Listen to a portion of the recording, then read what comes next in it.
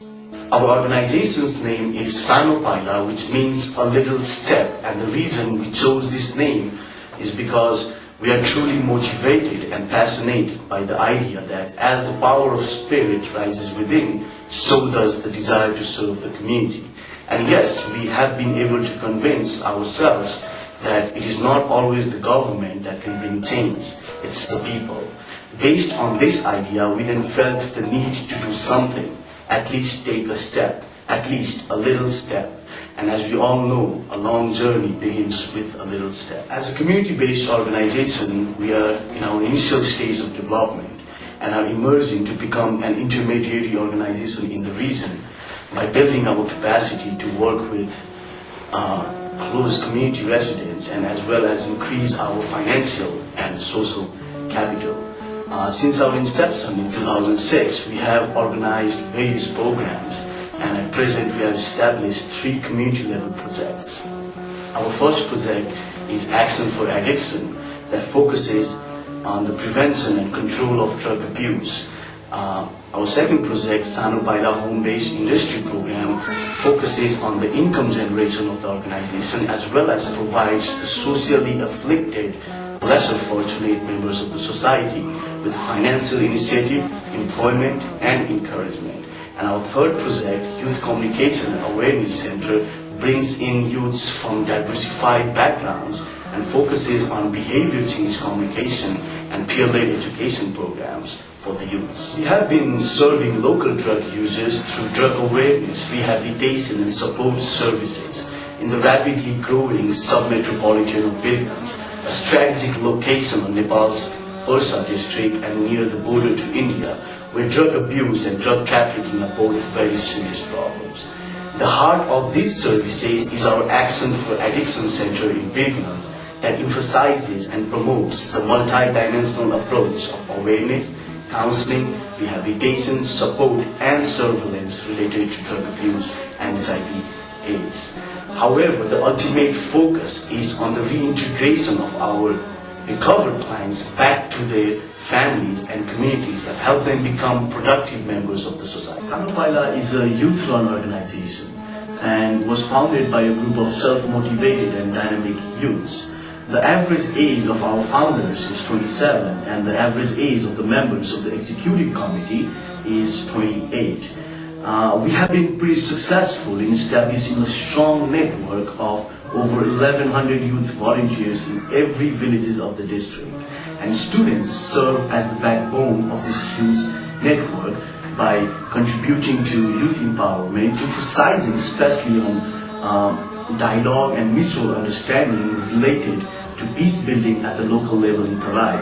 Our Youth Communication and Awareness Center orients and trains local youth volunteers in peer-led education and development sector who then mobilize themselves within the community as well as within the school community to raise awareness regarding several issues. And they are also further encouraged and empowered so that they can interact with the district officials and demonstrate an increased need of understanding of services.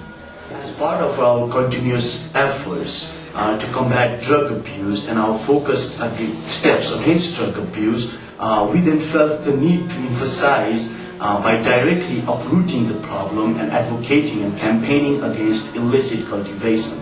Last year, it was estimated by the media and police reports that almost 60% of the total agricultural land in this region was under opium farming and marijuana farming.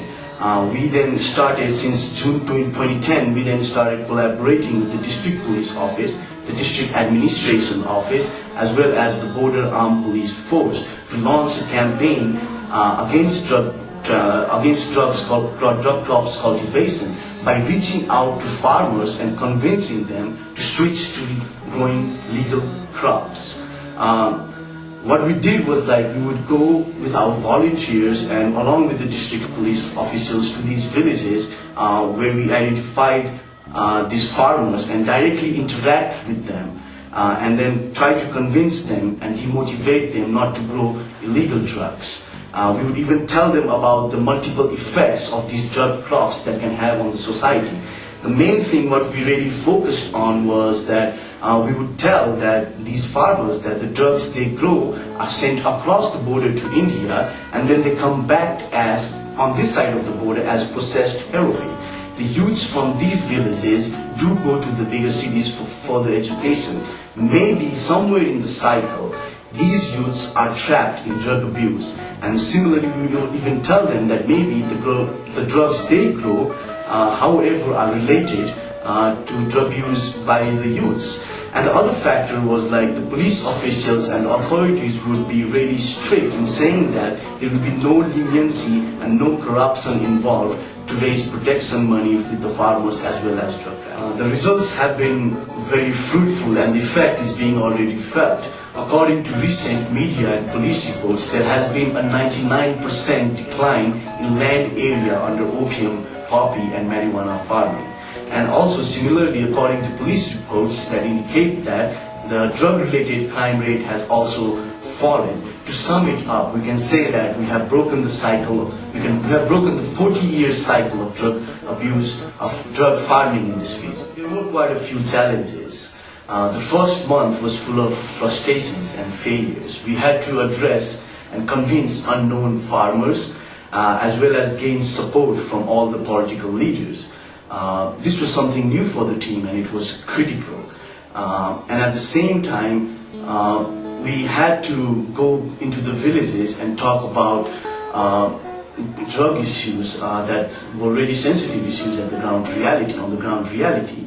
But one of the speculations that was doing the round in the beginning of the campaign was that the reason we are doing this campaign is because we want to raise the price of opium crops and marijuana by controlling the production and helping the police facilitate more production money from both the farmers as well as the traffickers. I know it's just funny, but that was the mentality on the ground.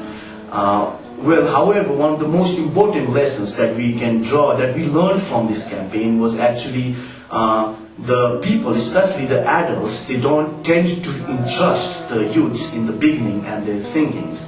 They just think that the youths are full of expectations only, but they don't realize that the youths do have the zeal to fulfill those expectations. However, when success or change starts happening, these adults do come back and support you to their best.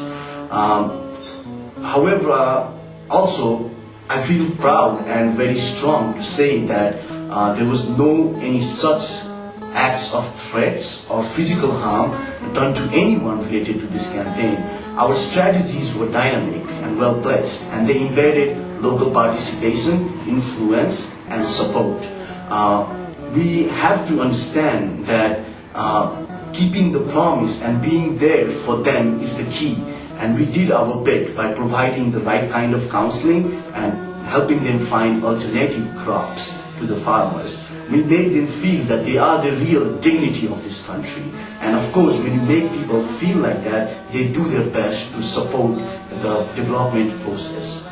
And we are so proud of these farmers that they have quit growing illegal drugs and have switched to legal crops and have not only remained become examples in the communities but as well as examples throughout the world. The current situation of youths in Tarai is in a very sensitive and volatile state, especially during and after the Madhesh revolutions. The politicians started exploiting youth for power-mongering and corruption purposes. It is very pathetic to say that our own politicians, for their very own specific purposes, are exploiting the youth and making them criminals and inclining them towards criminal activities.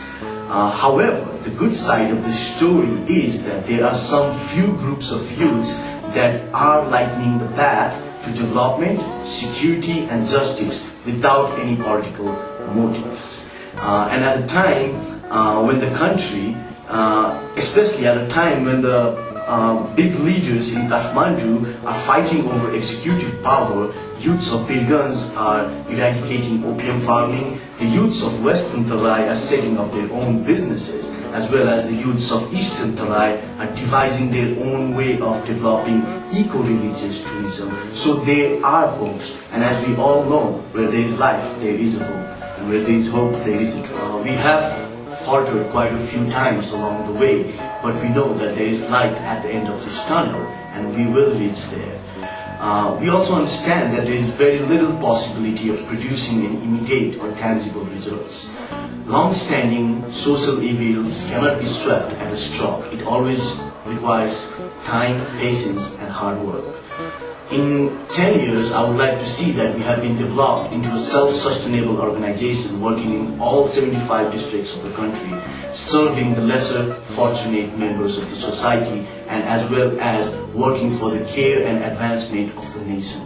I would certainly like to take our first project, Action for Addiction, to a higher level and establish its very own chain of drug rehabilitation and support centers where one would get all kinds of services and care free of charge and without prejudice, as well as develop a nationwide network of recovery drug users.